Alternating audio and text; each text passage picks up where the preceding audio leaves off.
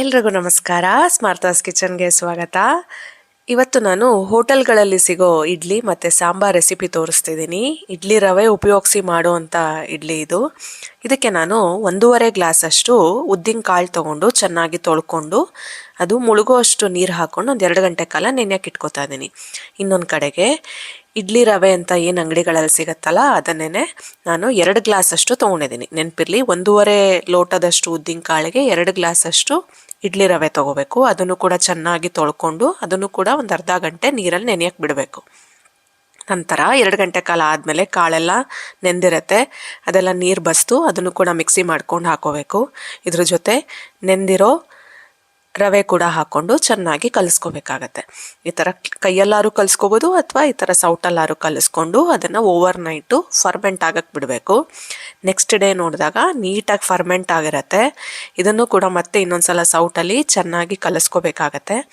ಚೆನ್ನಾಗಿ ಕಲಿಸ್ಕೊಂಡು ನಾನಿಲ್ಲಿ ನಿಮಗೆ ಮಾಡೋಕ್ಕೆ ತೋರ್ಸೋಕ್ಕೆ ಸ್ವಲ್ಪ ಹಿಟ್ಟು ತೊಗೊಂಡಿರೋದ್ರಿಂದ ಅದಕ್ಕೆ ಮಾತ್ರ ಉಪ್ಪು ಹಾಕಿ ಮತ್ತೆ ಕಲಿಸ್ಕೊತಿದ್ದೀನಿ. ಉಪ್ಪು ಹಾಕದೇ ಇರೋ ಹಿಟ್ಟನ್ನ ಮತ್ತೆ ಎತ್ತಿಟ್ಕೊಂಡಿದ್ದೀನಿ. ಇದನ್ನು ಮತ್ತೆ ಉಪ್ಪು ಹಾಕಿ ಚೆನ್ನಾಗಿ ಕಲಿಸ್ಕೋಬೇಕು. ನಂತರ ಇಲ್ಲಿ ಸಾಂಬಾರು ಮಾಡೋದಕ್ಕೆ 2 ಸ್ಪೂನಷ್ಟು ಧನಿಯಾ ಕಾಳು, 1/4 ಸ್ಪೂನಷ್ಟು ಮೆಂತ್ಯ ಮತ್ತು 1 ಸ್ಪೂನಷ್ಟು ಜೀರಿಗೆ ಹಾಗೂ 1 ಟೊಮ್ಯಾಟೊನ 4 ಭಾಗ ಮಾಡ್ಕೊಂಡಿದ್ದೀನಿ. ಮತ್ತು ಸ್ವಲ್ಪ ತೆಂಗಿನಕಾಯಿ ತುರಿ ಮತ್ತು ಬ್ಯಾಡಗಿ ಮೆಣಸಿನ್ಕಾಯಿ ತೊಗೊಂಡಿದ್ದೀನಿ. ಸಾಂಬಾರು ಸ್ವೀಟಾಗಿ ಇರೋದ್ರಿಂದ ಇದಕ್ಕೆ ನಾನು ಗುಂಟೂರು ಹಾಕೋತಾ ಇಲ್ಲ. ಇಲ್ಲಿ ಒಂದು ಪ್ಯಾನ್ಗೆ 1 ಸ್ಪೂನಷ್ಟು ಎಣ್ಣೆ ಹಾಕ್ಕೊಂಡು ಧನಿಯಾ ಕಾಳು ಹಾಕ್ಕೊಂಡು ಸ್ವಲ್ಪ ಹುರ್ಕೋತಾ ಇದ್ದೀನಿ. ಒಂದು 30 ಸೆಕೆಂಡ್ ಹುರ್ಕೊಂಡು ನಂತರ ಇದಕ್ಕೆ ಜೀರಿಗೆ ಮತ್ತು ಮೆಂತ್ಯ ಕೂಡ ಹಾಕ್ಕೊಂಡು ಅದನ್ನು ಕೂಡ ಹುರ್ಕೋಬೇಕು. ಒಳ್ಳೆ ಘಮ ಬರೋ ತನಕ ಹುರ್ಕೋಬೇಕು. ಲೋ ಫ್ಲೇಮಲ್ಲೇ ಇರಲಿ, ಸೀದ್ಬಿಟ್ರೆ ಸಾಂಬಾರು ಚೆನ್ನಾಗಿ ಬರಲ್ಲ. ಇದೆಲ್ಲ ಚೆನ್ನಾಗಾದ್ಮೇಲೆ ಲಾಸ್ಟಲ್ಲಿ ಬ್ಯಾಡಗಿ ಮೆಣಸಿನ್ಕಾಯಿ ಕೂಡ ಮುರ್ಕೊಂಡು ಅದನ್ನು ಕೂಡ ಹಾಕ್ಕೊಂಡು ಒಂದು ಸ್ವಲ್ಪ ಕೈ ಆಡ್ಕೊಂಡ್ರೆ ಸಾಕು. ತುಂಬ ಏನು ಹುರಿಬೇಕ ಇದಿಲ್ಲ. ಇದೆಲ್ಲ ಆರಕ್ಕೆ ಇಡಬೇಕಾಗತ್ತೆ. ಅದೆಲ್ಲ ಚೆನ್ನಾಗಿ ಆರೋದ್ರೊಳಗೆ ಇಲ್ಲಿ ನಾನು ಸಾಂಬಾರಿಗೆ ಈರುಳ್ಳಿ, ಟೊಮೆಟೊ ಮತ್ತು ಆಲೂಗೆಡ್ಡೆ ತೊಗೊಂಡಿದ್ದೀನಿ. ಆಲೂಗೆಡ್ಡೆನ ಸಿಪ್ಪೆ ಎಲ್ಲ ತೆಗೆದು ಅದು ಕೂಡ ಸಣ್ಣಗೆ ಹೆಚ್ಕೊಂಡಿದ್ದೀನಿ. ಈರುಳ್ಳಿ ಟೊಮೆಟೊ ಕೂಡ ಅದ್ರ ಜೊತೆ ಹೆಚ್ಚಿಟ್ಕೊಂಡಿದ್ದೀನಿ. ಇಲ್ಲಿ ಪಾತ್ರೆಗೆ ಎಣ್ಣೆ, ಸಾಸಿವೆ, ಇಂಗು ಹಾಕ್ಕೊಂಡು ಈರುಳ್ಳಿ ಮತ್ತು ಆಲೂಗೆಡ್ಡೆ ಹಾಕ್ಕೊಂಡು ಸ್ವಲ್ಪ ಫ್ರೈ ಮಾಡ್ಕೋಬೇಕು. ಈರುಳ್ಳಿ ಎಲ್ಲ ಹಸಿ ವಾಸನೆ ಹೋಗೋ ತನಕ ಫ್ರೈ ಮಾಡಿಕೊಂಡು ನಂತರ ಇದಕ್ಕೆ ಟೊಮೆಟೊ ಕೂಡ ಹಾಕ್ಕೊಂಡು ಅವೆರಡೂ ಮುಳುಗೋ ಅಷ್ಟು ನೀರು ಹಾಕ್ಕೊಂಡು ಒಂದು ತಟ್ಟೆ ಮುಚ್ಚಿ ಅದನ್ನು ನೀರಲ್ಲೇ ಬೇಯಕ್ಕೆ ಬಿಡಬೇಕಾಗತ್ತೆ.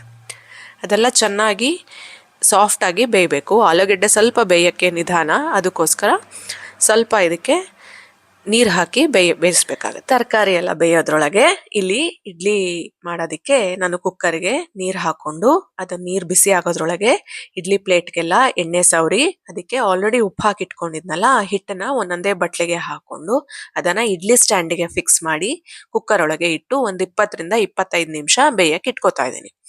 ಸ್ಟೀಮರ್ ಇದ್ರೆ ಅದರಲ್ಲೂ ಕೂಡ ಇಟ್ಕೋಬೋದು. ಇಲ್ಲಿ ಇದೆಲ್ಲ ಬೇಯೋದ್ರೊಳಗೆ ಒಂದು 20 ನಿಮಿಷ ಸಾಕು, ಇಲ್ಲಾಂದ್ರೆ ಮ್ಯಾಕ್ಸಿಮಮ್ 25 ನಿಮಿಷದಲ್ಲಿ ಬೇಯ್ಕೊಳ್ಳುತ್ತೆ. ಅದು ಬೇಯೋದ್ರೊಳಗೆ ನಾನಿಲ್ಲಿ ಸಾಂಬಾರಿಗೆ ರೆಡಿ ಮಾಡ್ಕೊಂಡಿದ್ದೀನಿ. ಇಲ್ಲಿ ಜಾರ್ಗೆ ತೆಂಗಿನಕಾಯಿ ತುರಿ ಮತ್ತು ಟೊಮ್ಯಾಟೊ ಆಲ್ರೆಡಿ ಹುರಿದು ಆರಕ್ಕೆ ಇಟ್ಕೊಂಡಿದ್ವಲ್ಲ ಮಸಾಲೆ ಪದಾರ್ಥಗಳನ್ನೆಲ್ಲ ಹಾಕಿ ಸಣ್ಣಗೆ ರುಬ್ಕೋಬೇಕಾಗತ್ತೆ.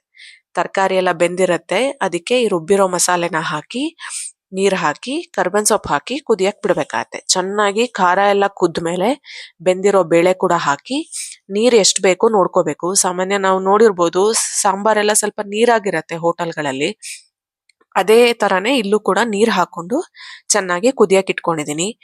ಚೆನ್ನಾಗಿ ಖಾರ ಎಲ್ಲ ಕುದ್ಮೇಲೆ ಇದಕ್ಕೆ ರುಚಿಗೆ ತಕ್ಕಷ್ಟು ಉಪ್ಪು ಮತ್ತು ಬೆಲ್ಲ ಹಾಕ್ಕೊಂಡಿದ್ದೀನಿ. ಹೋಟೆಲ್ಗಳಲ್ಲಿ ಸಾಂಬಾರೆಲ್ಲ ತುಂಬ ಸ್ವೀಟ್ ಆಗಿರುತ್ತೆ, ಕಾರಣನೇ ಬೆಲ್ಲ ಜಾಸ್ತಿ ಹಾಕಬೇಕು. ಇಲ್ಲಿ ಬೆಲ್ಲ ಹಾಕಿರೋ ವಿಡಿಯೋ ಸ್ಕಿಪ್ ಆಗಿದೆ, ಕ್ಷಮಿಸಿ. ಬೆಲ್ಲ ಹಾಕೊಂಡ್ಮೇಲೆ 1-2 ಸಲ ಹಿಂಗೆ ಕೈ ಆಡ್ಬಿಟ್ಟು ಸ್ವಲ್ಪ ಕುದಿಸಿದ್ರೆ ಸಾಕು, ಸಾಂಬಾರ್ ರೆಡಿ ಆಗತ್ತೆ. ಈ ಸಾಂಬಾರು ಇಡ್ಲಿಗೆ ಮಾತ್ರ ಅಲ್ಲ, ಬೋಂಡಾ ಸಾಂಬಾರೆಲ್ಲ ಸಿಗತ್ತಲ್ಲ ಹೋಟೆಲಲ್ಲಿ, ಅದಕ್ಕೂ ಒಳ್ಳೆ ಕಾಂಬಿನೇಷನು, ಅನ್ನಕ್ಕೂ ಕೂಡ ತಿನ್ಬೋದು. ರೆಸಿಪಿ ಇಷ್ಟ ಆಗಿದ್ರೆ ಈಗಲೇ ಲೈಕ್ ಮಾಡಿ, ನೀವು ಟ್ರೈ ಮಾಡಿ ಕಮೆಂಟಲ್ಲಿ ತಿಳಿಸಿ ಹೇಗೆ ಬಂತು ಅಂತ. ಇನ್ನೂ ನನ್ನ ಚಾನಲ್ಗೆ ಸಬ್ಸ್ಕ್ರೈಬ್ ಆಗಿಲ್ಲ ಅಂದರೆ ಈಗಲೇ ಸಬ್ಸ್ಕ್ರೈಬ್ ಮಾಡಿ. ಈ ವಿಡಿಯೋನ ನಿಮ್ಮ ಫ್ರೆಂಡ್ಸ್ಗಳಿಗೂ ಕೂಡ ಶೇರ್ ಮಾಡಿ. Thank you so much.